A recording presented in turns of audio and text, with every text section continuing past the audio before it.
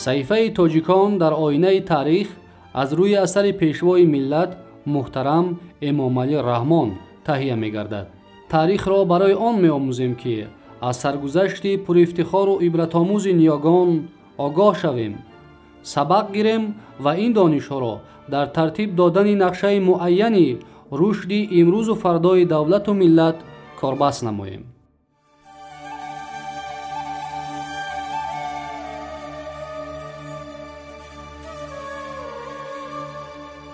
ادامه صحیفه تاجیکان در آینه تاریخ، باب 4: سلسله تورانیان و احیای دولتداری و تمدن آریایی.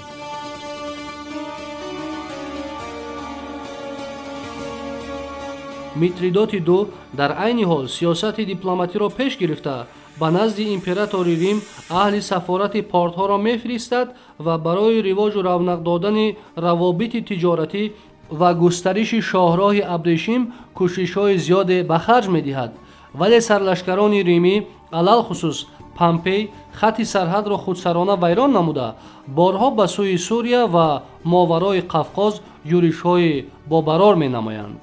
امپراتوران و قیصران ریم در معاملات شاهراه بزرگ ابریشم که میان چین و کشورهای ساحل بحر میانه زمین صورت می گرفت مقام اساسی داشتن دولت پارت را بخشیده نمی توانستند. بعد به ساحل دریای دجله کوچیدن پایتخت پارت ها نفوذ شهر ктسیفان افزوده چون مرکز مهم تجارتی و فرهنگی موقع رقیبان را تنگ می کرد. موافق معلومات مورخان ریم در پایتخت پارت ها شهر ктسیفان فاجعه های یوریپید را به صحنه می گذاشتند و مکالمه های افلاطون و ارسطو را به زبان پارتی ترجمه می کردند. مورخ توانای ریم قدیم پلوتارخ در زندگی نامه های منتخب آید به یورش سرلشکر ریمی ها کراس و هنگامه لشکرکشی او به سرزمین پارت ها حکایت نموده منظره بسا مهم تاریخی شکستخوری ریم و کشته شدن کراس را به قلم می دهد.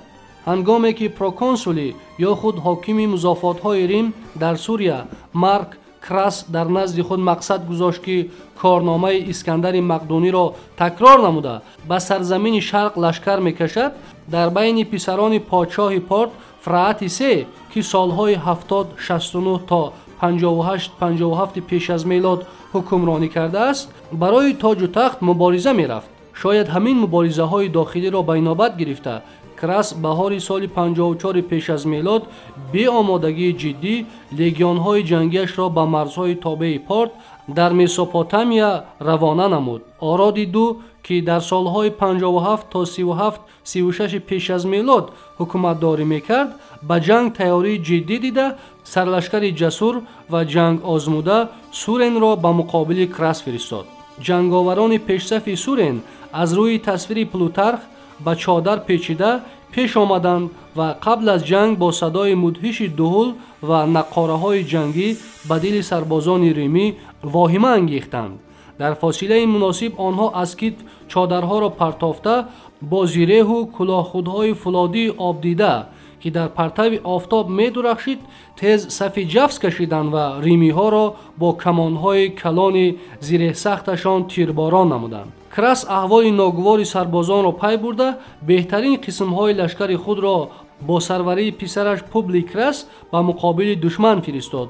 پارت ها از حمله ناگهانی چنین وانمودند که گویا قفا می‌گریزند و دشمن را از قفای خیش به فاصله دور بردند و از روی عادت جنگیشان یکباره قفا گشتند و دشمن را احاطه نموده همه را سراسر از دم تیغ گذراندند.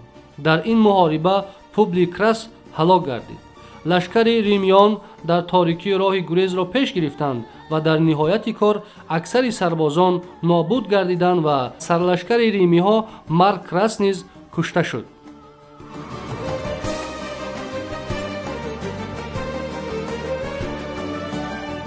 صحیفه تاجیکان در آینه تاریخ ادامه دارد.